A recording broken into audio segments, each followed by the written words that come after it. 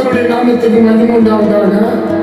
40 நாள் உபவாச ஜெபத்துல கர்த்தர் இந்த 14வது நாள்ல கொண்டு வந்ததுக்காக ஸ்தோத்திரம். அந்த உபவாசத்தின் ஜெபத்துல கலந்து கொண்டு ஒவ்வொருத்தரும் கர்த்தர் ஆசீர்வதிப்பார். இந்த நாள்ல தேவன் கொடுத்த குறிப்பு மத்திய சுவிசேஷம் 25ஆம் அதிகாரம் 27ஆம் வசனம். உள்ளவன் எவனோ அவனுக்கு கொடுக்கப்படும், பறிப்பொன்னும் அடைவான். இல்லாத இடத்திலிருந்து உள்ளதையும் எடுத்துக் கொள்ளப்படும் எழுதப்பட்டிருக்கிறது. ஆமா, எனக்கு பிரியமான சகோதர சகோதரி, ஆண்டவர் நமக்கு தாழ்ந்து கொடுப்பாரு, ஆண்டவர் நமக்கு ஆசீர்வாதத்தை கொடுப்பாரு, ஆண்டவர் நமக்கு சுகத்தை கொடுப்பாரு, ஆண்டவர் நம்ம குடும்பத்துக்கு ரட்சிப்பு சமாதானத்தை கொடுப்பாரு. இந்த 3 பேருக்கு 3 காரியத்தை செய்யறாங்க.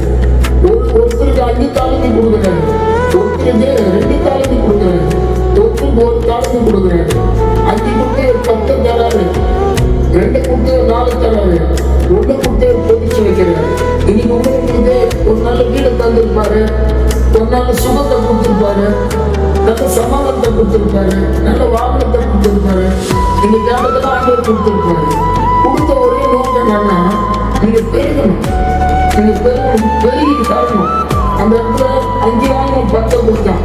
அது போல நீங்க ஆண்டவர் பற்றி எது வாங்கினாலும் நீங்க அதுக்கு ஆத்மாவை ஆண்டவர் முன்னாடி கொண்டு வந்து நிறுத்தி அவர் மகிமைப்படுத்தணும். ஆத்மாவை மகிமைப்படுத்தணும்.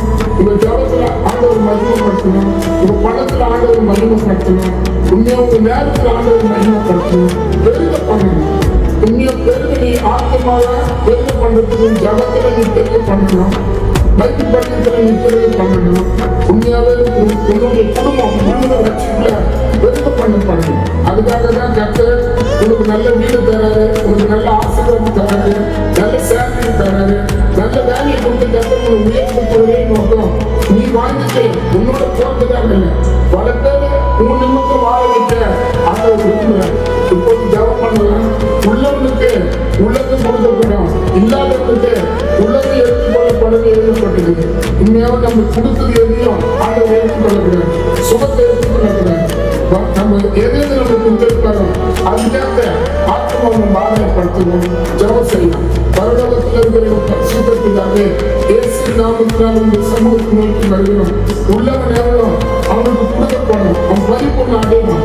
இல்லாத நேரத்துல உள்ளதை எடுத்துக்கொள்ளப்படும் சொல்வது போல அன்னைக்கு 5 வாங்கினவன் 10 கொடுத்தான், 2 வாங்கினவன் 4 கொடுத்தான், 1 வாங்கினவன் பொதிச்சு வச்சான். இயேசுவே, நீங்க எந்த ஆசீர்வாதம் கொடுத்தாலும், எந்த சுகம் கொடுத்தாலும், எந்த காரியத்தை உங்க கடவுள் அதை கேட்டு வாங்கினாலும் அதுக்கேற்ற ஜபம், அதுக்கேற்ற வேலை வசிப்பு, அதுக்கேற்ற ஆத்மகனம் ஆலயத்துக்குள்ள கொண்டு வந்து நாங்கள் நிறுத்தி உங்களை மகிமைப்படுத்துறவங்களா காணப்பட எங்களுக்கு உதவி செய்யும். இயேசு நாமத்தினால் பிதாவே, ஆமென். நாத்தினால் கர்த்தர் சொல்லி நாத்தினால் கர்த்தர் சொல்லி கர்த்தர் செய்ய சகல ஆமென். கர்த்தர் ஆசீர்வதிப்பார்.